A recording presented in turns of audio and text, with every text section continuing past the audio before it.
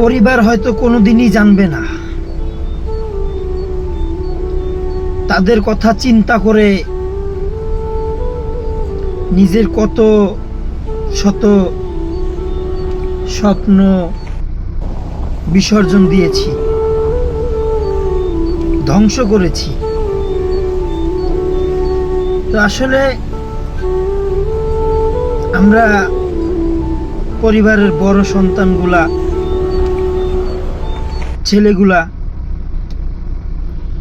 তাদের ত্যাগ, তাদের আত্মত্যাগের কোনো নাম থাকে না,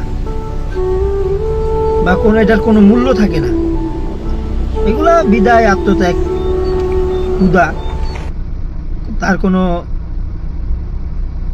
আমি মনে করি, আমি একটা সময় আমিও ভাবতাম যে পরিবারের জন্য কিছু করা, কিন্তু এখন আমি মনে করি পরিবার,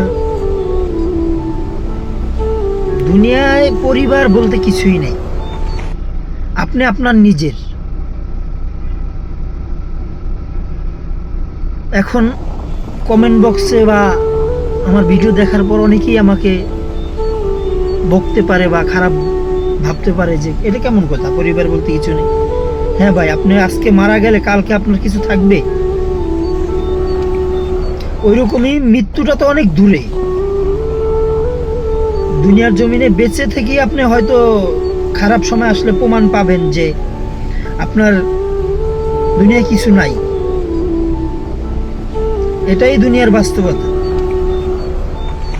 আপনার সুসময় আপনার পাশে অনেকেই থাকবে, দুঃসময় কেউ থাকবে না।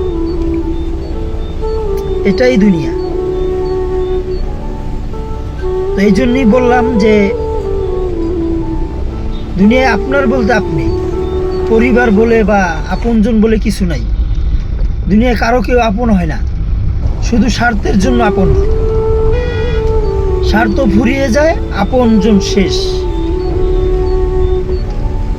টাকা পয়সা থাকলে সবাই আপন, বন্ধু বান্ধব, ভাই বোন সবাই আপন, সবার মুখে ভালো কথা, মিষ্টি কথা ফুটবে। কিন্তু আপনার কাছে টাকা নাই, আপনার কেউ আপনজন নাই। আপনার অর্থের অভাব, আপনাকে মানুষ চিনাবে।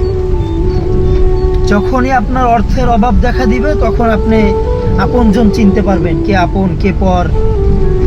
আপনার সন্তানও আপনার পর হয়ে যাবে, আপনার বাবা মা আপনার পর হয়ে যাবে, আপনার ভাই বোন আপনার পর হয়ে যাবে, কারণ আপনার কাছে যে অর্থের অভাব। এটাই বাস্তবতা ভাই।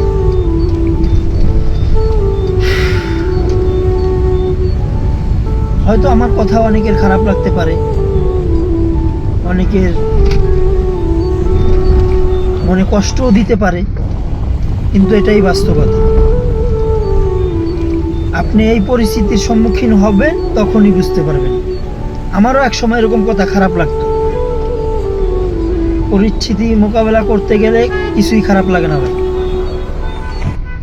আল্লাহ হাফেজ, সবাই দোয়া করবেন।